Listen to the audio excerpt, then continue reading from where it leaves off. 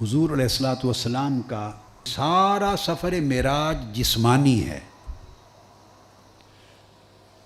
مسجد حرام سے لے کے مسجد اقصیٰ تک، اور مسجد اقصیٰ سے سدرۃ المنتہا تک، اور سدرۃ المنتہا سے قاب قوسین او ادنیٰ تک، سارا سفر تینوں مرحلوں پر مشتمل، سارا سفر جسمانی اور روحانی مشترکہ ہے، یعنی جسم اقدس کے ساتھ ہے۔ اس پورے سفر کا کوئی ایک مرحلہ بھی ایسا نہیں جو صرف آپ کی روح مبارک نے کیا ہو اور جسم اقدس ساتھ نہ ہو۔ اب بات سمجھ گئے؟ میں پھر دوہرا رہا ہوں، اس پورے سفر کا کوئی ایک مرحلہ بھی ایسا نہیں ہے جہاں آقا علیہ الصلوۃ والسلام کا جسم اقدس اور آپ کی روح مبارک دونوں اکٹھے نہ ہوں۔ ایسا نہیں کہ کچھ حصہ جسم اقدس کے ساتھ آپ نے سفر فرمایا، کچھ حصہ جسم اقدس رہ گیا اور روح مبارک کے ساتھ سفر کیا، یہ تفریق نہیں ہوئی۔ اب اس کی وجہ سمجھاتا ہوں۔ علماء نے ان چیزوں پر لکھا ہے، اکابر علماء نے، ائمہ نے۔ میں آپ کو سادہ طریقے سے اس کی بنیادی، اس کا جو سر ہے، راز ہے، اس کی حقیقت و حکمت سمجھاتا ہوں۔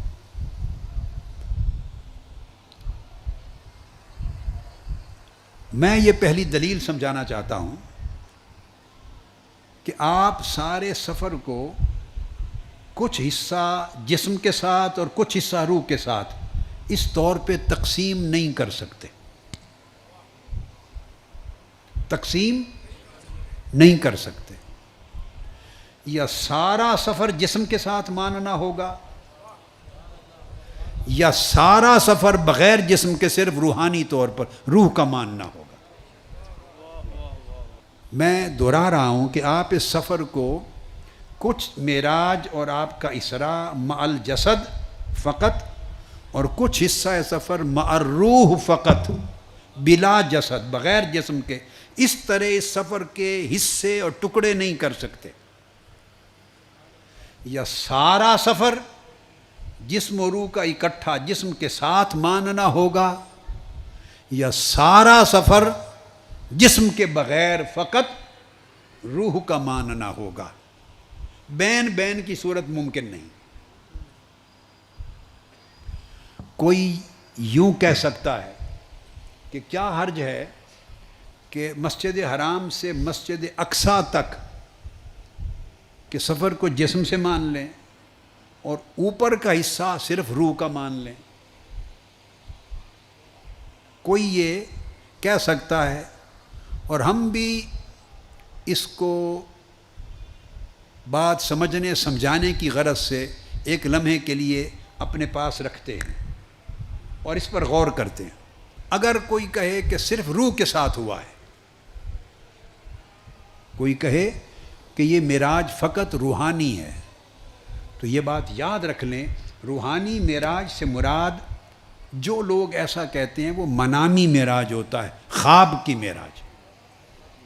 روحانی معراج سے مراد یعنی سوئے اور رات خواب میں معراج کیا، منامی معراج ہے، خواب کی معراج، یہ ہے روحانی معراج کا معنی۔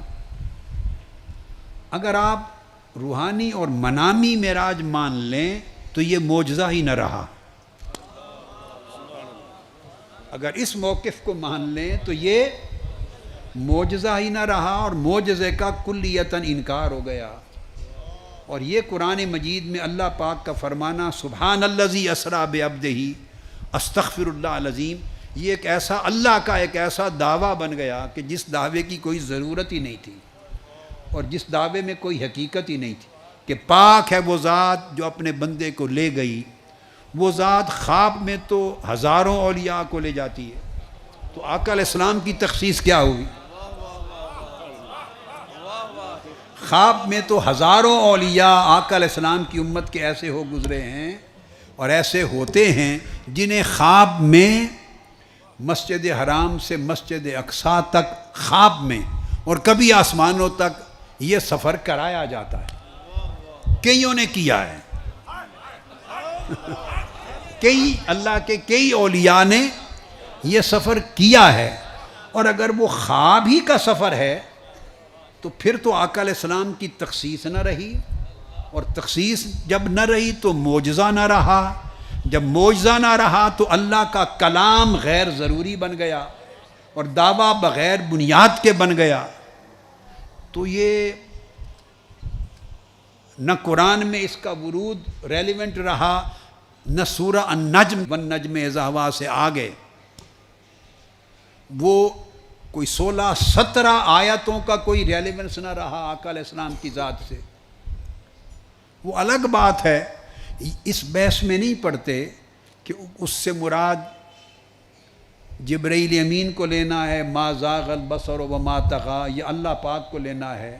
ثم دنا فتدلی سے مراد آقا علیہ السلام کو اور اللہ کی ذات کو لینا ہے، یا آقا علیہ السلام کو اور جبرائیل امین کی ذات کو لینا ہے۔ فتدلی سے مراد کس کو لینا ہے؟ فکان قاب قوسین او ادنیٰ سے مراد کس کو لینا ہے؟ بحث تو یہی ہوتی ہے نا علماء میں کہ اس جگہ اس لفظ سے کا اشارہ اللہ رب العزت کی طرف ہے یا اس کا اشارہ سیدنا جبرائیل علیہ السلام کی طرف ہے۔ بھائی اللہ کی طرف ہو یا جبرائیل امین کی طرف ہو، اگر سب کچھ خواب میں ہوا ہے تو یہ معجزہ ہی نہیں ہے۔ خواب آتے رہتے ہیں، خواب عام مومنین مسلمانوں کو بھی آتے ہیں اور صالحین کو اس سے بہتر صادق خواب آتے ہیں، سچے، پھر اولیاء کو ان سے اچھے سچے خواب آتے ہیں، پھر اولیاء کاملین کو، صادقین کو، مقربین کو، صدیقین کو اور سچے خواب آتے ہیں، اور سچے خوابوں میں اولیاء کو اللہ کی زیارت بھی ہوتی ہے، جبرائیل امین کی زیارت بھی ہوتی ہے، وہ جبرائیل امین کے ساتھ سفر بھی کرتے ہیں، وہ مسجد اقصیٰ بھی جاتے ہیں، وہ آسمانوں پر بھی جاتے ہیں، وہ جنتوں میں بھی جاتے ہیں، اولیاء خواب میں ہر جگہ جاتے ہیں۔ اب اگر اس کو منامی اور روحانی معراج لے لیں تو یہ تو معجزہ کا انکار ہو گیا، یہ تو معجزہ کا ہی انکار ہو گیا۔ اور اللہ پاک جو اس طرح فرما رہے ہیں سبحان الذی، پاک ہے وہ ذات، کوئی بڑا کام ہو تو تب اللہ اس بات کو سبحان الذی سے شروع کرتا ہے۔ آپ بھی سبحان اللہ کہتے ہیں نا، ایک عام بات ہو، مثلا یہ اگر میں پانی پی لوں تو آپ سبحان اللہ کہیں گے؟ ہر کوئی پانی پیتا ہے، اس میں سبحان اللہ کی کون سی بات ہے؟ آپ سمجھ گئے؟ اگر کوئی کھانا کھا لے تو سبحان اللہ کی کون سی بات؟ کسی کو نیند آ جائے، اس میں خواب آ جائے تو سبحان اللہ کی کون سی بات ہے؟ جو مطابق عادت ہو اس پہ سبحان اللہ نہیں کہا جاتا، جو زندگی کے عام طور طریقوں اور عادتوں کے مطابق ہو اس پر آدمی سبحان اللہ نہیں کہتا، سبحان اللہ اس پر کہتے ہیں جس بات پر تعجب ہو، جو عادت کے خلاف ہو۔ انسانی طاقت، عادت، صلاحیت، استعداد، قوت اس کو عام طور پہ نہ پہنچ سکتی ہو، کوئی انوکھا اور نرالا کام ہو جو کوئی اور نہ کر سکتا ہو اور کوئی کر دکھائے، اس پر انسان ایسے کلمات تحسین بولتا ہے، سبحان اللہ۔ یہ ہے سبحان الذی اسریٰ بعبدہ، پاک ہے وہ ذات، اور پاک کس سے؟ شک و شبہ اور اعتراض سے پاک ہے، ہر قسم کی کمزوری اور نقص سے پاک ہے۔ جو چیز تم سوچ نہیں سکتے وہ اللہ نے اپنے محبوب کے لیے کر دکھائی، تو فرمایا پاک ہے وہ ذات، سبحان اللہ۔ تو پہلی بات تو یہ ہوئی کہ اگر اس کو منامی اور روحانی لے لیں، منامی لے لیں، سمجھ رہے، تو پھر تو معجزہ نہیں، پھر تو معجزہ نہیں۔ اب سیکنڈ سٹیپ لیتا ہوں، آگے ایک قدم آگے بڑھتے ہیں۔ For the sake of discussion, ایسے بحث کے لیے، بات کو سمجھنے سمجھانے کے لیے ایک دوسرا اینگل سمجھتے لے لیتے ہیں کہ کوئی یہ کہے جب کہ یہ بات کسی نے کہی نہیں، یہ بھی بتا دوں، ایک امکان لے رہا ہوں، پاسبلٹی، جب کہ اس امکان اور پاسبلٹی کو کسی نے، علماء اور ائمہ میں سے کسی نے نہیں لیا، مگر کیا فرق پڑتا ہے، یعنی جس کے جی میں جو آئے وہ اگل مار دیتا ہے، تو چلو اس کو بھی انٹرٹین کر لیتے ہیں۔ کوئی کہے کہ خواب تو نہیں تھا مگر جسم بھی نہیں گیا، فقط روح گئی، تو یہ بے عقلی کی بات ہے۔ اس لیے کہ ایسا کہنے والا گویا یہ کہنا چاہتا ہے کہ ایک وقت اس رات ایسا آیا کہ جسم اقدس آرام فرما تھا اور جسم سے روح نکل گئی تھی، یعنی جب روح نکل جائے تو اس کیفیت کو موت کہتے ہیں۔ تو آپ معراج کا موضوع بیان کرتے ہوئے معاذ اللہ آقا علیہ السلام کی ذات اقدس پر موت وارد کر رہے ہیں کہ روح جسم سے نکل گئی۔ جب روح نکل جائے، خالی جسم رہ جائے، اسی کو موت کہتے ہیں، اسی کو۔ تو اگر جسم وہیں رہا اور خالی روح چلی گئی معراج پر تو یہ تو موت کی کیفیت ہے۔ اس پر سبحان اللہ کیسے بنا؟ سبحان اللہ جی، اس پر کیسے بنا؟ معاذ اللہ، استغفر اللہ۔ اور یہ ایک ایسی بات ہے کہ یہ بجائے آقا علیہ السلام کی شان بیان کرنے کے، یہ اس کے برعکس ہے۔ اور پھر 1200 سال میں ائمہ، محدثین، علماء، متکلمین، فقہا اور اکابر اصول دین اور عقیدے کے کسی نے یہ بات نہیں کہی کہ جسم وہیں رہا مکہ معظمہ میں جہاں آپ لیٹے ہوئے تھے اور روح اس میں سے نکل گئی اور جبرائیل امین روح کو ساتھ لے کے چل پڑے۔ کیا؟ روح کو ساتھ لے کے چل پڑے اور روح گئی اوپر قاب قوسین تک یا سدرۃ المنتہا تک یا مسجد اقصی تک۔ سمجھ گئے؟ تو یہ نامعقول بات ہوگی اور نہ یہ عقل میں آنے والی ہے نہ نقل میں آنے والی ہے، یہ سراسر غلط، بے بنیاد اور نادانی کی بات ہوگی۔ اور پھر اس پر اگلی بات یہ کہ اگر خالی روح نے سفر کرنا تھا تو اس کے لیے براق لانے کی کیا ضرورت ہے؟ اگر روح نے سفر کرنا ہو تو گھوڑے لائے جاتے ہیں روح کے لیے، روح کے لیے کوئی گھوڑے یا کوئی براق لائے، اس کے لیے سواری کی کیا ضرورت ہے؟ روح تو خود اس براق سے بھی زیادہ نورانی ہے۔ یہ جو براق لایا گیا یہ تو خود اس بات کا میسج ہے کہ آقا علیہ السلام جسد مبارک سمیت بنفس نفیس سفر کے لیے تشریف لے جا رہے ہیں۔ یہ جو براق کا ذکر آیا ہے وہ خود ایک میسج ہے کہ یہ سفر نہ خواب کا تھا نہ خالی روح کا تھا، جسم پاک کے ساتھ سوار ہوئے جیسے سواری کی جاتی ہے۔ آپ سمجھے بات کو؟ جیسے سواری کی جاتی۔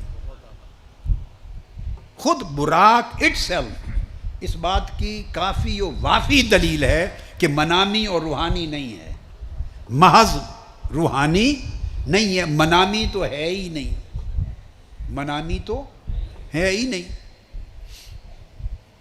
اور پھر اگر واپس آ کے آقا علیہ الصلوۃ والسلام یہ فرما دیں اور آپ نے فرمایا ہو کہ میں نے آج رات خواب میں معراج کیا ہے اور خواب میں مسجد اقصی پہ گئے ہوں، تو کسی کو اعتراض کرنے کی ضرورت ہے؟ ابو جہل کو اعتراض کرنے کی ضرورت ہے؟ سیدنا ابو بکر صدیق کو تصدیق کرنے کی ضرورت ہے؟ کفار و مشرکین کا اکٹھ کرنے کی کوئی ضرورت ہے سین کعبہ میں اس بات پہ کہ انہوں نے دعویٰ کیا ہے کہ آج میں نے خواب میں معراج کیا؟ تو اکٹھ کس چیز کا؟ ہر کوئی خواب میں کر سکتا ہے، کسی کا معراج یہاں تک، کسی کا یہاں تک، کسی کا وہاں تک، ہر کسی کی اپنی صلاحیت ہے۔ تو اس پر تو اعتراض ہی نہیں بنتا، انکار بھی نہیں بنتا، تصدیق بھی نہیں بنتی، تکذیب بھی نہیں بنتی۔ اور پھر احادیث میں آتا ہے کہ وہ اکٹھے ہو کر آقا علیہ السلام سے سوال کرنے لگے کہ بتائیں مسجد اقصی میں کیا ہے، راستے میں کیا دیکھا؟ اگر کسی نے خواب دیکھا ہو تو خواب بتائے تو کوئی اس عمارت کی کڑیاں بھی پوچھتا ہے، اس سے اس کی کھڑکیاں بھی پوچھتا ہے۔ خواب دیکھا ہو تو اس کی کوئی تفصیلات اور علامات بھی پوچھتا ہے۔ اب بھلے سفر میں بھی کوئی پوچھتا ہے کہ کسی کافرے کو دیکھا، کیا ہوا کیا نہیں ہوا۔ خواب اگر کوئی بتا دے میں نے خواب دیکھا ہے تو اس سے کوئی سوال کرنا بنتا ہی نہیں ہے۔ اس سے ثابت ہوا کہ آقا علیہ السلام نے بھی صبح جب بیان کیا تو خواب کر کے بیان نہیں فرمایا تھا، ایک کھری جیتے جاگتے معراج کی حقیقت کو بیان کیا تھا۔ تب ہی تو ایک زلزلہ بپا ہو گیا کفار میں کہ یہ کیسی بات کر دی، ایک ہی رات میں یہ وہاں سے یہاں کیسے ہو کے آ گئے؟ تو خواب میں تو ہوتا رہتا ہے۔ تو یہ تو پہلی بات کی نفی ہو گئی، ٹھیک ہے۔ اب دوسری بات جو میں نے شروع کی تھی تو میں نے کہا کہ رک جاتے ہیں، پہلے اس حصے کو تھوڑا دیکھ لیں. اب دوسری بات لیتے ہیں. وہ امکان اگر کوئی کہے جو میں نے کہا یہ بھی معقول نہیں ہے اور منقول بھی نہیں ہے. کوئی یہ کہے کہ مکہ معظمہ سے بیت المقدس مسجد اقصیٰ تک تو جسم کے ساتھ ہوا، تو وہاں مسجد اقصیٰ کے بعد باقی معراج روحانی ہے، روح کا ہے، جسم کا نہیں. اب اس پریپوزیشن کو لے لیتے ہیں. اگر کوئی یہ کہے تو اس پر سوال بنتا ہے، اس سے پوچھا جائے گا کہ اگر مسجد اقصیٰ تک آپ نے مانا کہ جسم کے ساتھ گئے، اوپر روح کے ساتھ گئے، تو جسم کہاں چھوڑ گئے؟ حرم کعبہ میں چھوڑ گئے یا ادھر فلسطین میں رہ گیا جسم اقدس؟ تو یہ بات غیر معقول ہے اور غیر منقول. یعنی آپ اگر تقسیم کریں گے تو کیا بنے گا؟ مسجد اقصیٰ تک جسم کے ساتھ گئے تو وہاں کیا ہوا کہ پھر وہاں سے روح اقدس نکال لی گئی، جسم وہیں چھوڑ دیا گیا. اگر کہیں کہ جسم ادھر ہی رہا تو پھر تو مسجد اقصیٰ تک بھی جسم کے ساتھ نہیں گئے. اور اگر کہیں وہاں تک جسم کے ساتھ گئے اوپر روح کے ساتھ تو جسم پھر وہاں کہاں چھوڑا؟ روح کب پلٹی، پھر جسم میں کب آئی، اور اس عرصے میں جسم زندہ رہا یا وفات پا گئے؟ سارے سوال جو مکہ معظمہ میں قیام کے دوران وارد ہونے تھے وہ سارے القدس میں وارد ہو گئے. اب آپ سمجھے؟ آپ نے وہاں لے جا کر پھر جسم اور روح کو جدا کر دیا. تو جسم اقدس کا کیا بنا، روح اقدس کا کیا بنا؟ تو اوپر روح اقدس کو لے جانے کی ضرورت کیا تھی اگر جسم نہیں جا رہا؟ تو جسم اقدس وہاں رہا یا وہاں سے براق پر واپس آ گیا؟ وہ براق پر واپس آ گیا تو روح مبارک کس چیز پر گئی؟ اگر براق روح لے گئی اوپر تو جسم واپس کیسے آیا؟ آپ بات کو سمجھیں. لہذا اگر آپ اس مفروضے کو بنا لیں تو اس میں بھی کوئی جان، عقل اور شعور اور دلیل نہیں ہے. تو میں نے عرض کیا نہ یہ جواز ہے کہ منامی خواب میں ہوا، نہ اس امر کا جواز ہے کہ جسم وہیں رہا، جسم اقدس اور خالی روح معراج پر گئی، اس کا بھی کوئی جواز نہیں. اور نہ اس امر کا جواز ہے کہ آدھا سفر جسم و روح کا اکٹھا ہوا اور وہاں جسم اقدس رہ گیا اور روح مبارک اوپر چلی گئی. ان تینوں امکانات میں سے کوئی امکان قابل قبول نہیں بنتا.